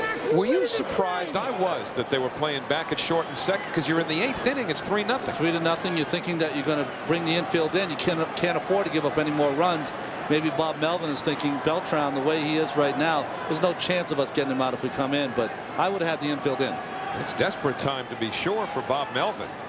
Now Delgado. And he hits that one a long way. Burns on the run with Gonzalez. And Burns, more than 400 feet away, makes the catch. And Reyes comes in easily. Sacrifice fly for Carlos Delgado. 4-0 New York.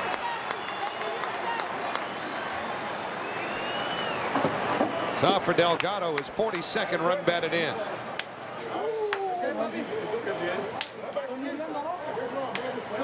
Let's go, close. Let's go.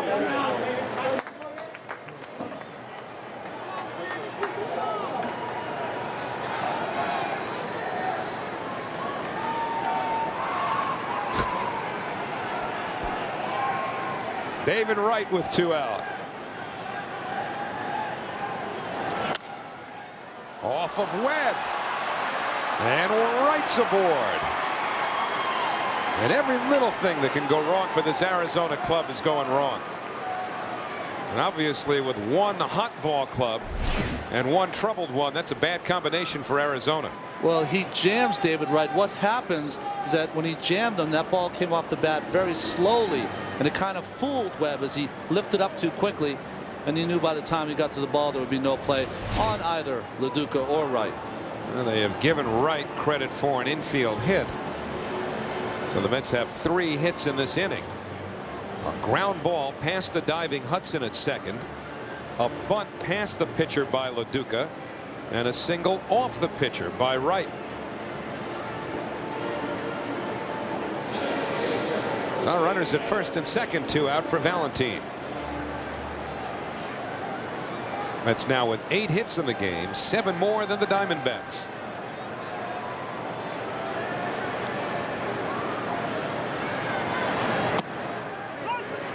0-1 to Jose. First inning RBI double. Brandon Webb now up to 103 pitches thrown. Still a good count. It's 2 out in the 8th inning.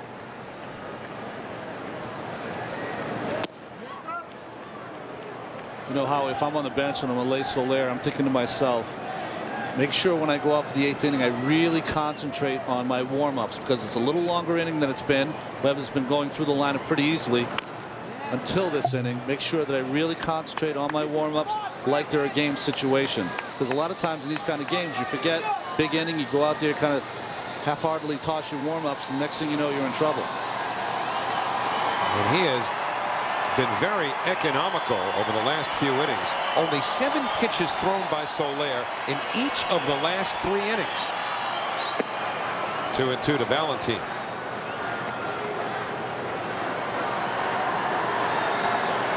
So pitch count's nowhere near an issue for him. Webb will come out for a hitter in the bottom of the 8th inning. He's due up second. Full count. And that means the runners will have an automatic start.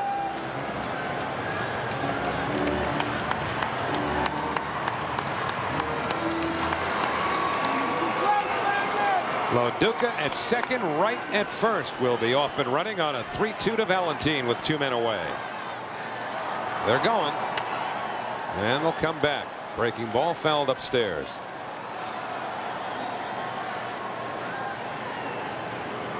You know, coming into this inning, before this inning for Webb. He had 6 outs on ground balls in this game. After 7 innings for Solaire, 11 out of his 21 outs have been ground balls.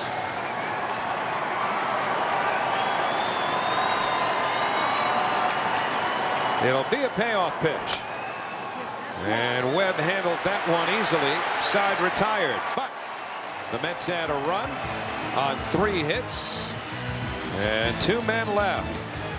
Back to work for Alay Soler.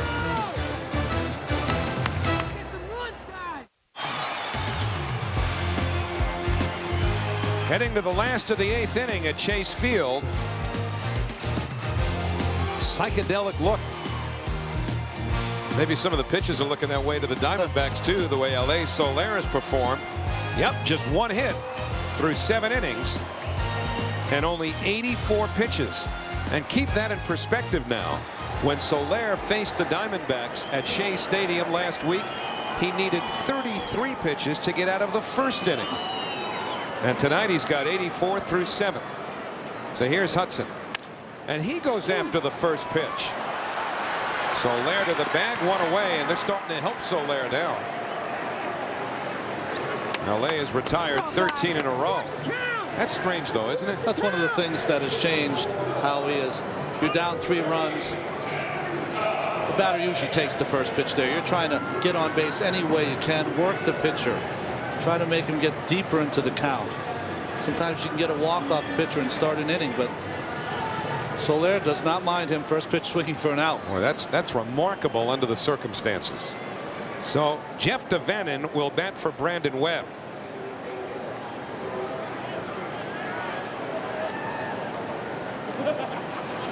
And DeVannen takes low, 1-0. So Brandon Webb could certainly make the case that he deserved better. You go back to the 1st inning with the Mets batting. They originally scored 1-1 on Loduca, the 2nd batter of the game, single and an error, but then they changed that to an error all the way. 1-1 to DeVannen, and in so doing, that means that all 3 Met runs in the 1st inning would be unearned to the account of Webb. The run in the 8th inning was earned, so in 8 innings, Webb allowed just 1 earned run. Remember, he leads the majors with a 2.14 ERA. Just got lower. To center. Beltran away back at the wall and in play. Nice play on the carom, and it's a pinch hit double for DeVannen. Only the 2nd hit for the Diamondbacks. And their 1st since the 3rd inning. This ball hit very hard from DeVannen. Beltran got turned around a couple times, but that time no chance to catch it. Plays the carom, holds DeVannen to a double. So Rick Peterson will get the bullpen up. And now back to the top of the order, and Craig Counsell. Very interesting to watch how Solaire has fared in this game for a lot of reasons. Counsell bunts foul, obviously trying to bunt his way on, down 4 runs. And anyway, Alay Soler was hit pretty hard by the Diamondbacks when he faced him at Shea Stadium. And when you look at what happened in that game, he went 5 innings, gave up 8 hits and 7 runs. Well, here he's facing the same team, and he's dominated them. Good breaking ball, 0-2. And in a pretty short amount of time, as this was the nastiest hook that Solaire's thrown tonight.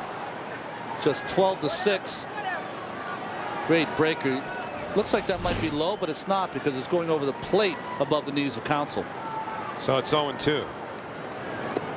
You know, Ron, I think back to last year when Aaron Heilman, this was in April of last year, pitched a complete game 1-hitter against the Florida Marlins, and everybody went, whoa, because that was rather unexpected.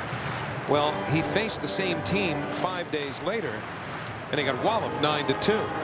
Well, here Solaire has really made an adjustment, whereas last year the Marlins made one against Heilman. So right, Howie. I think what has happened is that Solaire has faced this team not only 2 times now, but in a short period of time. So you have to give him a lot of credit for being able to make that adjustment tonight. Just like El Duque had to make an adjustment to face his old team here at Chase Field, where he's really struggled this year.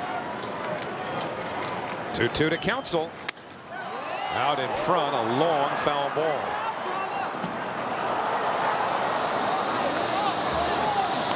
Is that long foul ball instructive at this stage of the game? It tells me that he's pulling off the outside pitch. If he can get to that inside fastball that quickly, that means that I can do something away, whether it's a fastball, changeup, or a curveball. What about the gas tank of Solaire? Does that indicate anything? Well, you know, he hasn't pitched that much, you know, and just coming up from Double-A Binghamton, this is probably as deep as he's been in a ball game, even though it's only 84 pitches or 94 pitches now. Saw Duque there. Delgado. And Solaire to the bag, 2 away.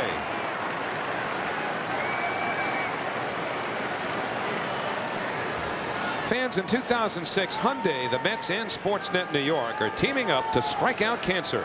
For every K the Mets pitching staff registers, Hyundai, the Mets, and Sportsnet New York will donate $25 to the Hope and Heroes Children's Cancer Fund.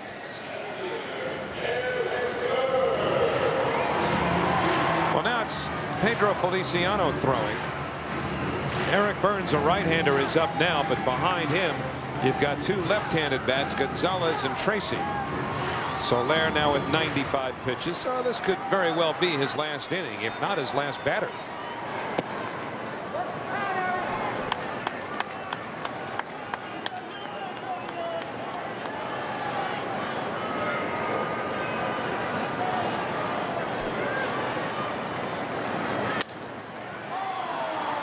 Easy play for Beltran. And Solaire has shut out the Diamondbacks on 2 hits through 8 innings. 1 hit, 1 left, 4-0 Mets. I'm Brian Custer with your Chevrolet Baseball Night in New York update. Reggie Sanders hit his 300th career home run, 2-run shot in the 9th for the Royals. Sanders becomes the 5th player in Major League history with 300 homers, 300 stolen bases. He joins Barry Bonds, Willie Mays, Andre Dawson, and Bobby Bonds. Sanders, 16-year vet, now back to Howie in Ron in Arizona. All right, we head to the 9th inning with the Mets leading 4-0. Terrific 8 innings by Alay Soler. And if you think that sounds good, how about gas for free? Well, every weekday this summer, the WB11 is giving away $50 worth of gas for free. Log on to WB11.com for details on how you could win free gas and avoid traffic tie-ups by watching CommuterCast. Brandon Lyon, the new pitcher for Arizona. And he throws a strike to Chavez. Mets saw Lyon at Shea Stadium last week. He pitched 1 inning against them, and he struck out the side. That was in that 13-inning game. Now he's 0-2 on Chavez. Well, what do you think? Is he going to come out or what? 97 pitches through 8 innings. Not wearing the jacket. It's just draped over his shoulder. I think he's coming out for the 9th inning. I think that he's going to get a chance to, as El Duque did on the first night here in Phoenix, to try to get a shutout. But they're discussing it. It's not an easy decision, to tell you the truth. Served the other way, and Chavez is aboard. Will he try it? Yep. Gonzalez with a throw. And Chavez stays on the bag. Lead-off double. They have run every chance on Gonzalez they've gotten, haven't they? I almost feeling bad for the left fielder, because they have just taken advantage of a situation where Gonzalez, still an adequate and strong offensive player, now just because of the elbow surgery just does not have anything left to make a throw, and all the speed of the New York Mets taking advantage of that. So the Mets now with a chance to extend this lead. Lasting's Millage. 0-1. Now who's going to pitch the 9th inning? Well, the guy who's still in the game is on deck to hit for himself. If you're hitting a different spot, Lasting's Millage, you might want to try to hit the ball to the right side to get Chavez to third. Not in this situation. The pitcher up next, you're trying to get a base hit something hard. I don't know about the bunt. I would not recommend that play. I think that's a bad play. So you obviously took diplomacy at Yale. I don't like that play. That's he's such a fine young hitter. Use that talent, use those quick hands, and put 5 on the board. 1-2.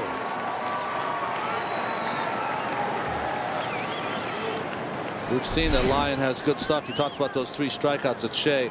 Good sinking fastball, his good overhand hook. You know, he had arm surgery in 2004, missed most of that year. Came back, pitched in a few games last year, but they say usually the second year after surgery is when you start to come back and feel better and feel good enough to pitch.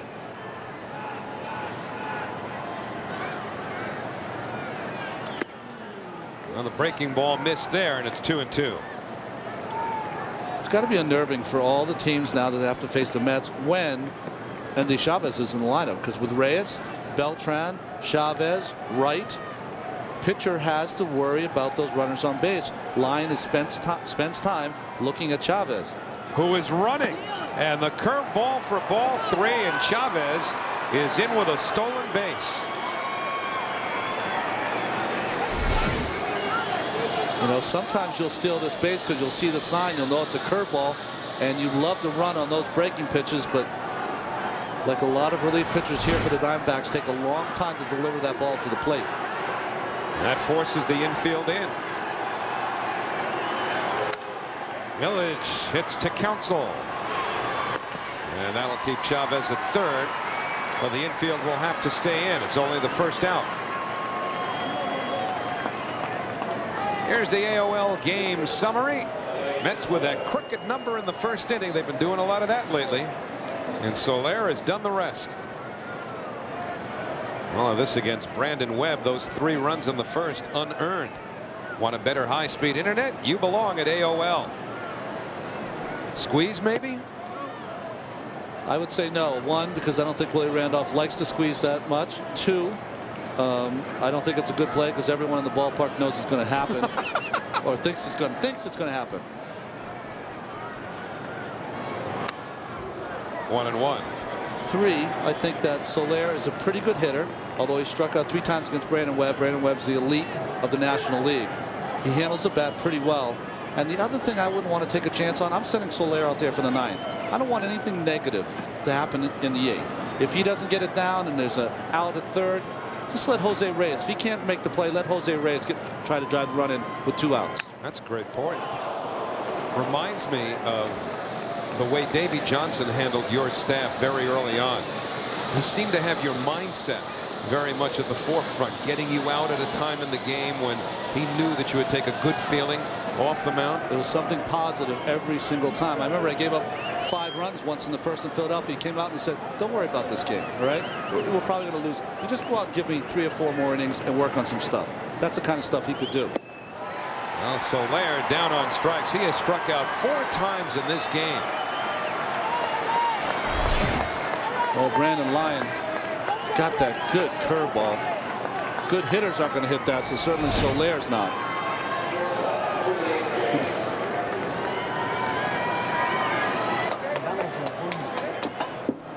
Realize Met pitchers are just 1 for their last 56 going back a month.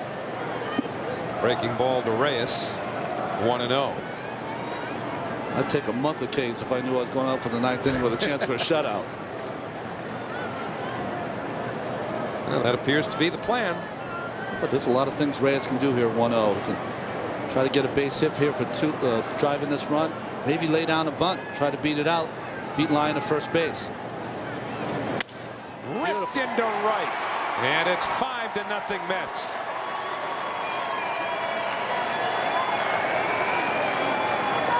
Reyes is 2 for 5.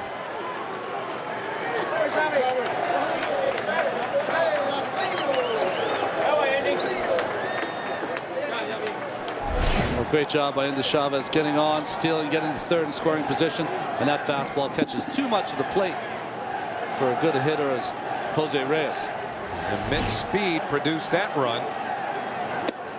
0-1 to LaDuca. Chavez taking the extra base on Gonzalez. stealing third, and the 2-out hit by Reyes.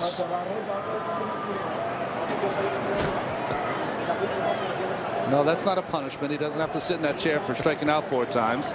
Been there all night. If I was Alay Soler, that chair's on the plane going to Philadelphia. All year keeping that chair. That could happen too.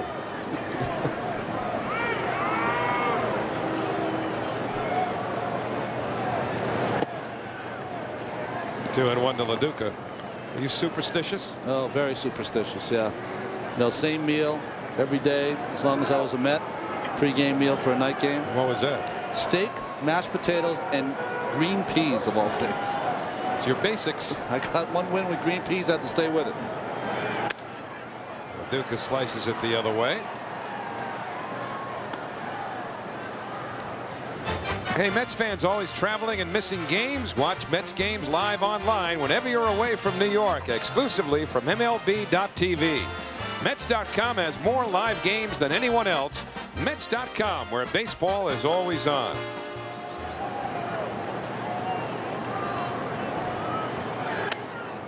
Still 2-2. I'm impressed you got all the food groups in. Yeah. Soleil has gotten 8 strong innings in.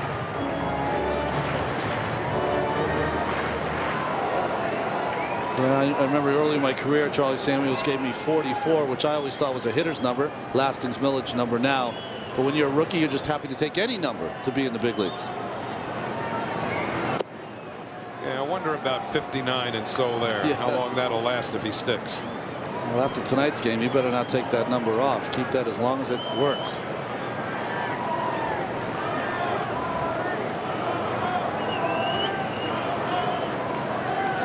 So an automatic start for Reyes on 3-2. And they'll do it again.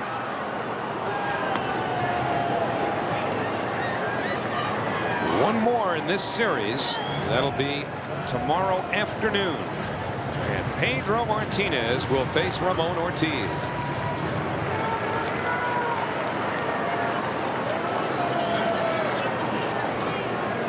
Bob Melvin hoping not with a 6-game losing streak. Should say that'll be Russ Ortiz tomorrow, not Ramon. And the Mets with a tack-on run in the 9th on 2 hits. The rest of the mystery is up to Solaire. If you got all of it, there's no question in your head. Every at-bat is a battle. When you get them, you feel like you won. For that moment, there's nobody better than you. New York Mets baseball on SNY is brought to you by Aflac. Ask about it at work. Geico, 15 minutes could save you 15% on car insurance. Visit geico.com or call 1-800-947-AUTO. And Jeep, the all-new 7-passenger Jeep Commander. It's your world. Take command. Alay Soler certainly has taken command here in Phoenix. Last of the 9th inning, 5-0 New York. Just 2 hits for the Diamondbacks, and here's Luis Gonzalez. 1-0. Gonzalez and then Tracy and Jackson.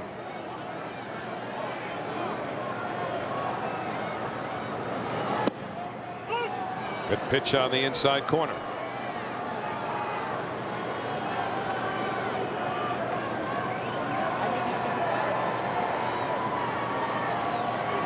Curveball right to Valentin.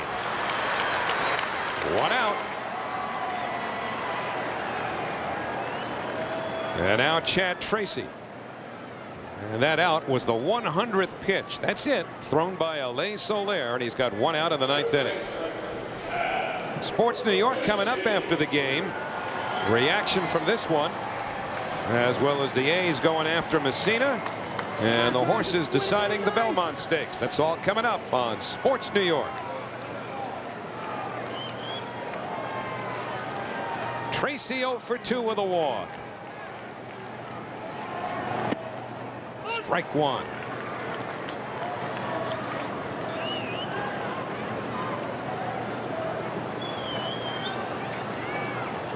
Quiet bullpen for the Mets right now. It's all on Solaire. And it's 0-2. Well, tonight, one of the good signs for me watching this game is to see how effective that changeup of Alay Soler can be. We've not seen it in the first 3 starts. We've seen it, but it has not been effective. You can see tonight he's thrown it off his fastball and getting a lot of ground balls, getting a lot of foul balls off that pitch. 1-2. Little waste pitch away.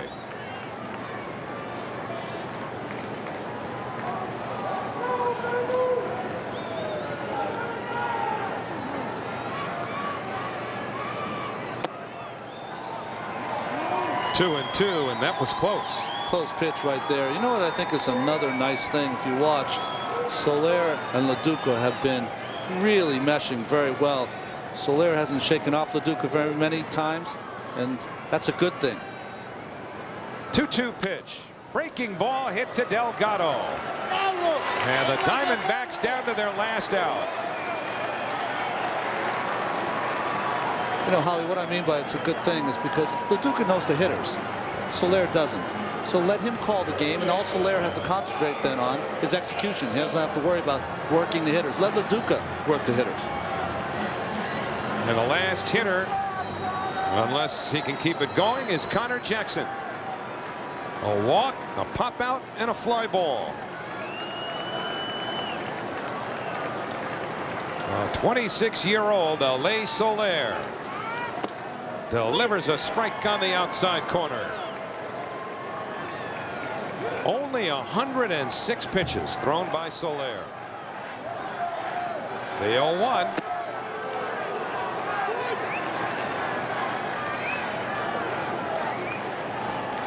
Solaire now one of 3 Cuban players on the Mets, with El Duque and newly acquired Eli Marrero, Cuban born. In the air to right, and this ought to do it. Chavez there and put it in the books.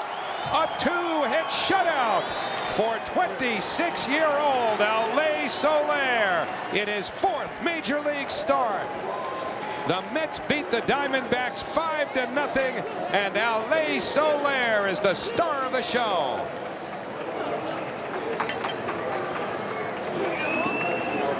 And then there are the Diamondbacks, who have lost their 6th in a row. Well, Howie, the talk coming in was Brandon Webb, the great ground ball pitcher for the Diamondbacks. 15 of the 27 outs Alay Soler got tonight was by way of the ground ball. Extremely impressive all around, because there were times early when his command wasn't quite there, but he found it. And sometimes that can be unusual with an inexperienced pitcher too, huh? Inexperienced, but not inexperienced. A player that's played all around the world with the Cuban national team. This guy knows what he's doing, and I'll tell you, if there's anyone who deserves maybe a nickname as the Bulldog, it might be Alay Soler, because watching him pitch, that's what it looks like.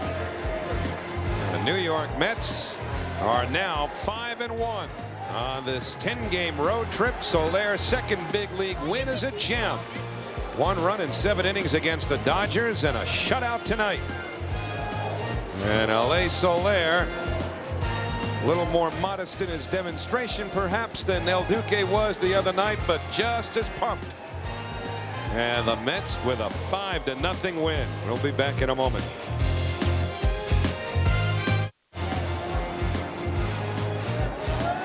Five to nothing Mets. They beat Brandon Webb for the first time this year. First time anybody's beaten him. But what among all of the good things about Solaire impressed you the most, Ron? Well, I think the thing that impressed me, even early on when he was struggling a little bit, I liked his tenacity. I liked that he did not like giving up runs. It really disturbed him. And I think that's a good thing, and he's turned it around, I think. One of the great things was coming on the road. I think he's able to settle down. He wasn't pitching in Shea. When he goes back to Shea, he'll be ready. And also the runs, getting the runs early in the game. Both starts out here, 3 runs both times. We'll see you tomorrow on the WB. The Mets close out this 4-game series. They'll be looking for a sweep, and they'll have Pedro Martinez. Sports New York is coming up next here on SNY. Well, Brandon Webb was 8-0, led the majors in ERA.